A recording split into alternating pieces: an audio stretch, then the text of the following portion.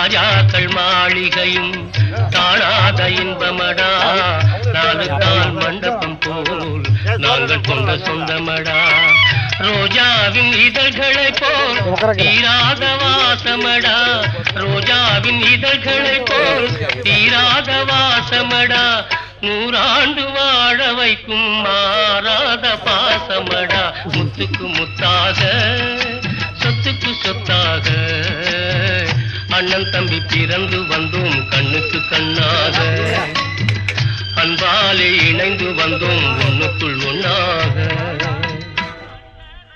வாங்க கிரவுண்ட் வாங்க அப்படி நம்ம இது மட்டும் அப்படி சரி என்னவா வகாரங்க